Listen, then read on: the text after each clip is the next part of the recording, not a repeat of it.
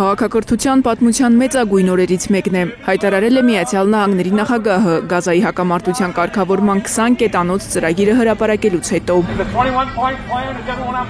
Սպիտակ տանն իր բարեկամ Նեթանյահուին ընդունելուց հետո Թրամփը առաջարկել է անհապաղ հրադադար, հրեա պատանների վերադարձ, ինչը պետք է տեղի ունենա 72 ժամվա ընթացքում։ Իսրայելն էլ պարտականություններ ունի Թրամփի խաղաղության ծրագրով։ Ցահալը պետք է փուլային հեռանա Գազայից, իսկ այնտեղ պետք է ստեղծվի անցումային կառավարություն։ Միջազգային վերահսկողությամբ և խաղաղության խորհուրդը, որը կգլխավորեն Մեծ Բրիտանիայի նախկին վարչապետ Թոնի Բլերն ու ինքը Թրամփը։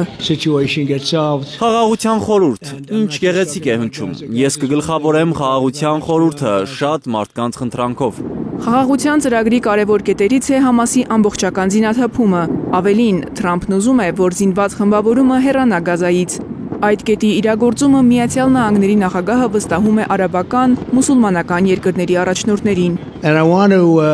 Արաբական և մուսուլմանական երկրները պարտավորվել են շատ արագ ապառազմականացնել Գազան, զինաթափել Համասը և մյուս բոլոր ահաբեկչական կազմակերպությունները։ Հույսը դնում ենք այդ երկրների վրա, լսել եմ Համասը նույնպես ցանկանում է հեռանալ, դա լավ է։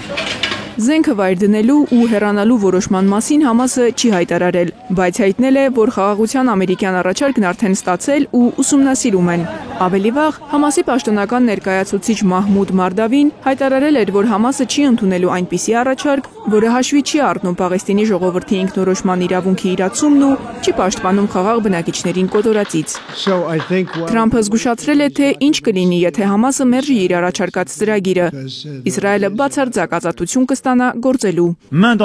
Իսկ ինչ անել Պաղեստին պետությունը ճանաչելու միջազգային արշավի հետ, որին միացել են Մեծ Բրիտանիան, Ֆրանսիան, ՄԱԿ 193 անդամներից 157-ը։ Միացյալ Նահանգների նախագահը հիմարություն է անվանում Իսրայելի կողքին նոր պետություն ճանաչելու քայլը։ Նեթանյահուն երախտապարտ է։ Դուք ամենամեծ բարեկամն եք, որ Իսրայելը երբևէ ունեցել է Սպիտակ տանը։ Պարոն նախագահ, ուսուսի տված մեր երկու երկրները հասնում են անհնարինին։ Ես ընդունում եմ Գազայում պատերազմին վերջ տալու ձեր ծրագիրը։ Այն համապատասխանում է իմ կառավարության ծրագրին։ Գազան կունենա խաղաղ քաղաքացիական վարչակազմ, որը ոչ Համասն է ղեկավարելու, ոչ էլ Պաղեստինի իշխանությունները։ Իսկ Գազայում խաղաղություն բառը դեռ չեն լսել։ Լուսաբացին 3 տասնյակից ավելի մարդիկ են զոհվել։ Ոմանք հենց այն վայրերում, որոնք Նեթանյահուն հայտարարել էր անվտանգ գոտի։ Ամեն օր մահից փախչող պաղեստինցիները չեն հավատում, որ Թրամփի ծրագիրն իրենց կյանքի և խաղաղության երաշխիքն է։ Մինչ մենք բնակարանում զոհերի մարմիններն էինք փնտրում, իսրայելական բանակը կրկին հարվածեց շենքին, ռմբակոծությունից շտապօգնության աշխատակիցներ ու բժիշկներ էլ վիրավորվեցին։ Արդեն 2 տարի հուղարկավորություններից ուշքի չեկող Գազայում մարդիկ համոզված են, Նեթանյահուն դրժելու է խաղաղության խոստումը, երբ Համասից ստանա 20 ողջ հրեա պատանդներին։ Իրենց հայրենիքում այս ու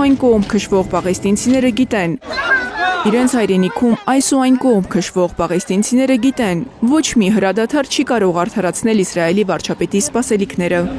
Մարիամ Ամիրջանյան, Արմեն Ապրեսյան, Հայլուրի համար։